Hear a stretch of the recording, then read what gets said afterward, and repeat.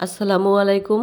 Very good রান্নাঘর থেকে আরেকটি নতুন রেসিপি নিয়ে চলে এসেছি আপনাদের মাঝে। আজকে আমি হাতে মেখে আলু দিয়ে কাসকি মাছের চচ্চড়ির রেসিপিটি শেয়ার করব। আশা করছি রেসিপিটি ভালো লাগবে। একটি কড়াই নিয়েছি, পেঁয়াজ কুচি করে নিয়েছি, কাঁচামরিচ কুচি করে নিয়েছি আর একটা আলু কুচি করে নিয়েছি। এগুলো দিয়ে দেব। এখন দিয়ে দেব রসুন আর জিরা বাটা। এখানে হাফ চা চামচের মতো ব্যবহার করেছি। দিয়ে দেব স্বাদ মতো লবণ। এরপর দেব হাফ চা চামচের মতো ধনিয়া গুঁড়া, হাফ চা চামচের মতো হলুদের গুঁড়া। আমি যেহেতু কাঁচামরিচ ব্যবহার করেছি এই কারণে কিন্তু মরিচের গুঁড়াটা ব্যবহার করিনি। এখন দিয়ে দেব পরিমাণ মতো সাদা তেল।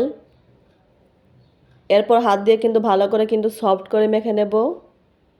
হাতে মেখে ছোটো মাছ রান্না করা কিন্তু এটাই আসল। 5 মিনিটের মতো কিন্তু এইভাবে হাত দিয়ে মেখে নিতে হবে। মেখে কিন্তু আলু আর পেঁয়াজগুলো কিন্তু একটু সফট করে নিতে হবে। কষানোর কাজটা কিন্তু হাতেই করতে হবে। আলু পেঁয়াজ ভালো করে মেখে নেওয়ার পর কিন্তু আমি মাছ ব্যবহার করব। মাছ দিয়ে কিন্তু বেশি মেখে নেওয়া যাবে না। ভালো করে কিন্তু সফট করে মেখে নিয়েছি, দেখতেই পাচ্ছেন অনেকটা কিন্তু কমে গেছে। এখন কাসকি মাছ ভালো করে ধুয়ে রেখেছিলাম সেগুলো দিয়ে দেব। 2টা টমেটো কিন্তু চিকন করে কেটে নিয়েছি, এই টমেটোগুলো দিয়ে দেব। যেহেতু টমেটোগুলো আমি আস্তই রাখবো এই কারণে কিন্তু টমেটো আর কাসকি মাছ পরে ব্যবহার করলাম। এখন আলতো হাতে কিন্তু সব কিছু মিশিয়ে নেব। এখন কিন্তু খুব বেশি কিন্তু মাখবো না, আলতো হাতে মেখে নেব। আমার মেখে নেওয়া হয়ে গেছে। এখন পরিমাণ মতো পানি দিয়ে দেব। আলু সেদ্ধ হওয়ার জন্য যতটুকু পানি প্রয়োজন ততটুকু পানি কিন্তু ব্যবহার করব। এখন আমি চুলায় বসিয়ে নেব। চুলায় কিন্তু কড়াই বসিয়ে নিয়েছি। এখন চুলাটা কিন্তু জ্বালিয়ে নেব। এরপর চুলার আঁচ মিডিয়ামে রেখে কিন্তু রান্নাটা করব।